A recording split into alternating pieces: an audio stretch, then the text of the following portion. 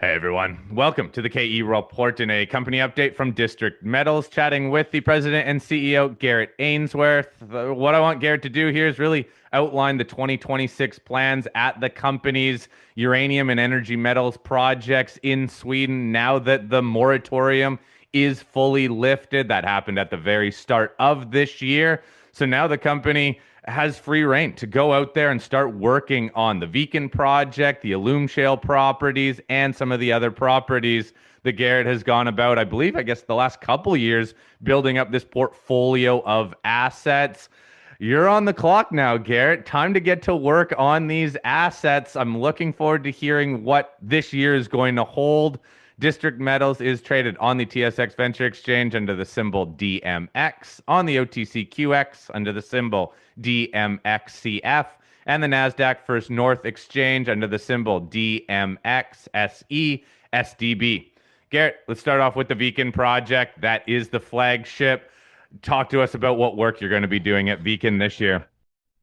Yeah, absolutely, Corey, and Happy New Year. Yeah, I guess, last year, 2025, we did a soft start with exploration. We flew a lot of airborne surveys. We did an updated mineral resource estimate on the Viken deposit. But coming into 2026, now that the uranium ban is fully lifted and it's legal to explore, develop, and mine uranium deposits in Sweden, yeah, we're really excited to move forward with our plans that we've announced today.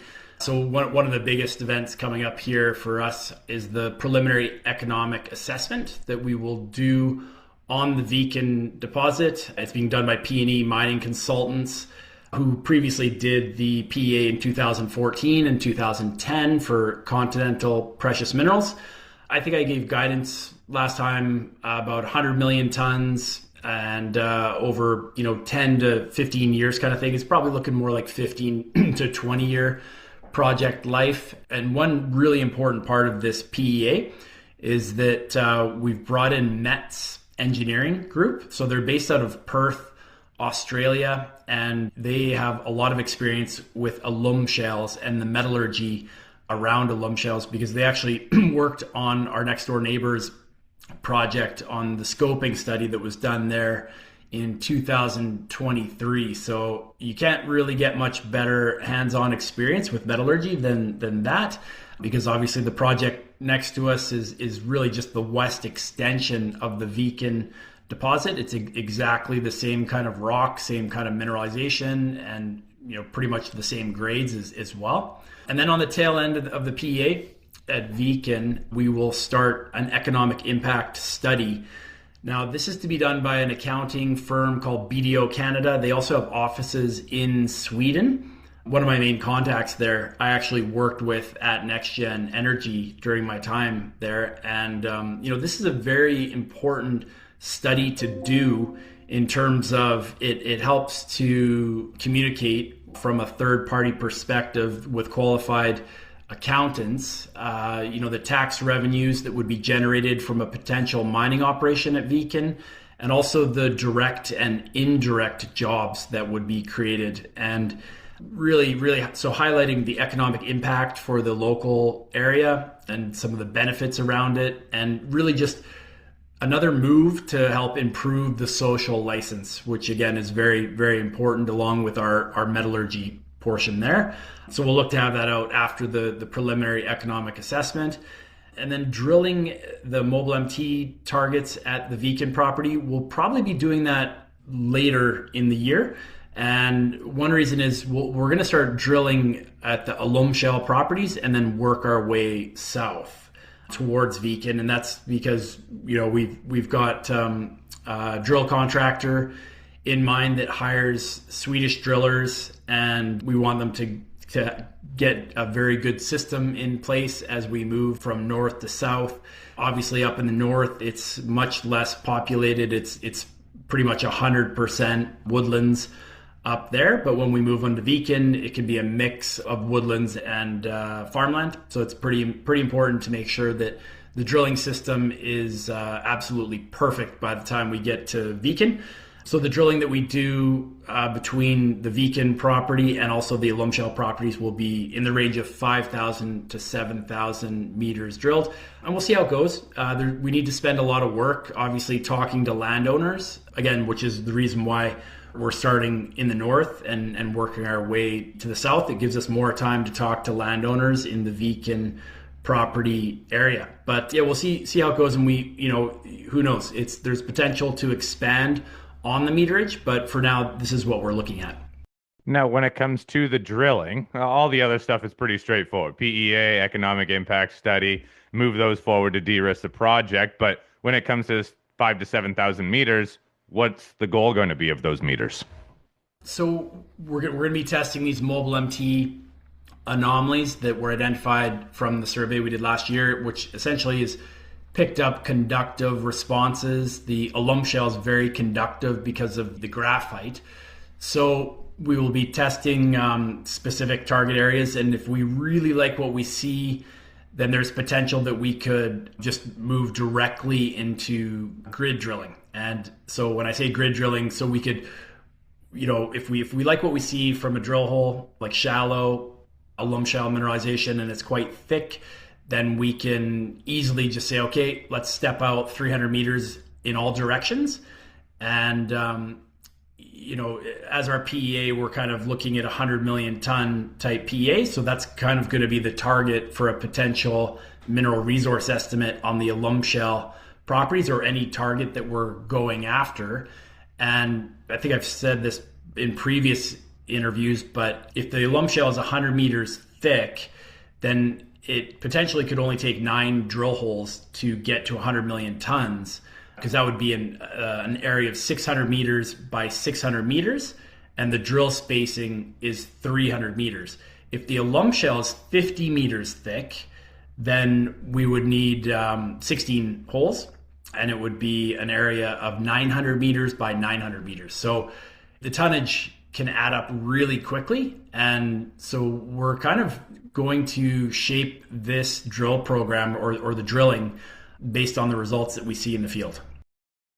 So, Garrett, when you're drilling some of these, let's just call them newer targets at the Alum Shale properties, because you have isolated these targets through some of those mobile MT surveys, are these the type of targets that you get 1, maybe 2 holes in, and you're going to know right away if it's worth going back? Or are these the type of targets that we could hear, oh, we hit what we are looking for, just not the whole system, so we need to follow up a bit more?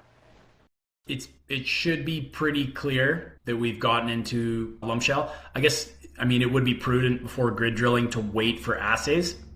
So, I think we drill some holes and then send in the drill core for assays. And as long as they align to what the typical grades are for Alum Shales, for uranium, vanadium, potash, molybdenum, nickel, copper, zinc, we'll also do the full spectrum of rare earth elements.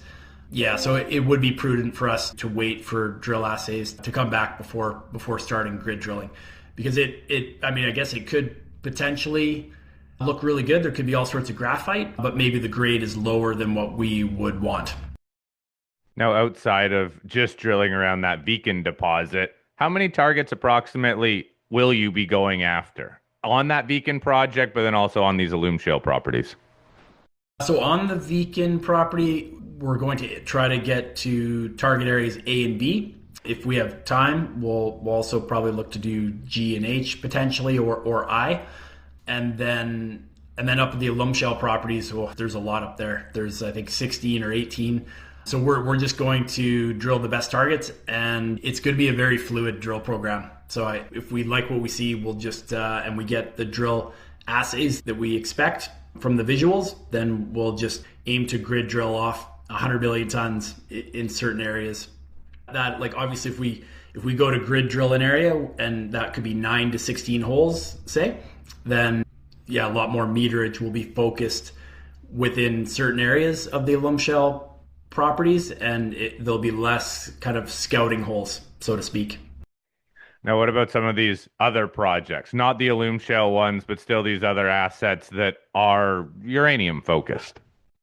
Yeah, so last year we flew a drone UAV radiometric and magnetic survey at our non-alum shale properties, which are Ardnasvarre, Sockjarn, Nineforce. So now that we've got, very importantly, the radiometric, the uraniferous radiometric anomalies, we'll send in our geologists to follow up on those responses, to go do some prospecting, mapping, and sampling, and to really tighten up some potential drill targets. There's not a lot of outcrop on these properties, but where it's available, take measurements so that we can get a really good idea of like how to set up a drill rig to best test these properties. And Ardnasvarre it's actually got unconformity style mineralization similar to what you would see in the Athabasca Basin. It's got some quite high grade boulders in the area, up to like 28% U3O8. But no one's discovered a high grade unconformity deposit in Sweden, so it's definitely early days on that model type for Sweden. But there are well-known high grade unconformity deposits in Finland and in Russia. They're not huge. I think the best ones are known to be in Russia, but no one's really done any work in Sweden on unconformity deposits. So, and we have a boulder train full of mineralized conglomerate sandstone rocks that come from the unconformity at Ardnasvarre that's never been drilled at the head of the boulder train. And it was a top target area for the Geological Survey of Sweden back in the 1970s or 1980s. So that'll be a really exciting project for us to go at, but we're not going to go in, drills ablazing quite yet. And then Sockjarn and Nineforce, Sockjarn's being drilled. There's a small resource on it. We could step out from that, but I think we want to focus our drilling on the alum shales for this year. And then Nineforce has never been drilled, but has some really good outcrops of higher grade mineralization. So both Sockjarn and Nineforce are more basement hosted, intrusive rocks have come into metasedimentary rocks, and at that contact have dropped out uranium. They grade about 0.08 to about 0.2%, depending where you are in the system. So, but yeah, Nineforce is definitely a very exciting project as well. Now, Garrett, just in summary, remind everybody how many properties in total the company holds right now in Sweden. So we have 5 uranium properties. So that's the Viken property, the Alum Shale property. But I'll mention the Alum Shale properties are gigantic. And they have multiple names like Malgomai, Tajo, Osterkallen, and then we've also got some mineral license applications that, some of them have just been approved. I just found out today, that have some other very long Swedish names to them, but there's almost 150,000 hectares within the Alum Shale properties. So to simplify it, we've just kind of lumped them all in as the Alum Shale properties. So Viken Alum Shale properties, and then Ardnasvarre, Sockjarn, and Nineforce, with the last 3 being non-Alum Shale properties. And then we still have our 2 base metal polymetallic projects in the Bergslagen district that we don't really have any plans to do work ourselves on it, but we have been talking to potential partners looking to option those properties out, because we've got some of the best geologists in Scandinavia when it comes to base metal polymetallic, Hein Rat, Rodney Allen, and we're ready to move on that. But the funding that we've received within district, it's really, we understand it's for the uranium, it's not for the base metal.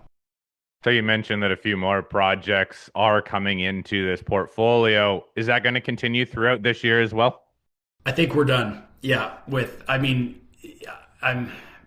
If we see some opportunities, then maybe, because the cost of mineral license applications are very reasonable.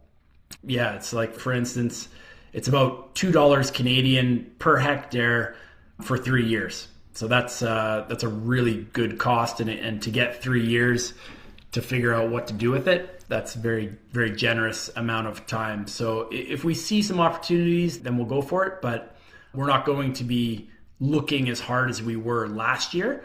We've done a whole compilation of many of the uranium districts within Sweden, and we've staked up what we feel is the best ground. Now, you mentioned with the base metals projects, yes, you're looking for partners because you have so many uranium projects. I understand you're going to work them up this year, but do you foresee or have you even gotten interest from other potential companies to partner on any of those?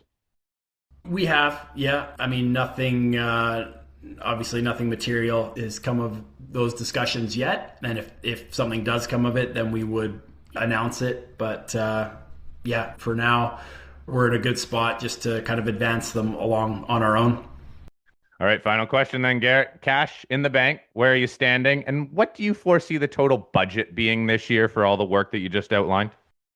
Yes, so I've been saying this for a long time, but the cash position is about 9 million Canadian dollars. And the reason why it's been staying at around that level is because we've had stock option exercises and also warrant exercises. So it's been self-financing and has just kind of kept the our cash, at a very healthy level. And then our budget for this year, depending on how much we actually end up drilling, will be in the range of $5 to $6 million. So we've got a good buffer there in terms of what we have in cash, and then we'll also have more cash coming in from the exercise of warrants. I believe there's just under 2 million warrants at 20 cents that expire in early March, and then there's also some 30-cent warrants that expire in February of 2027. So there's about 7.3 million of those warrants that will obviously probably trickle in throughout this year and into February of next year.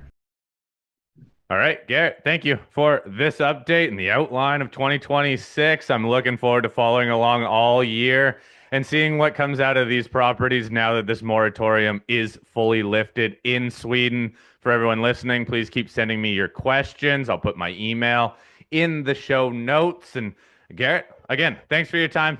Always a pleasure. Thanks, Corey.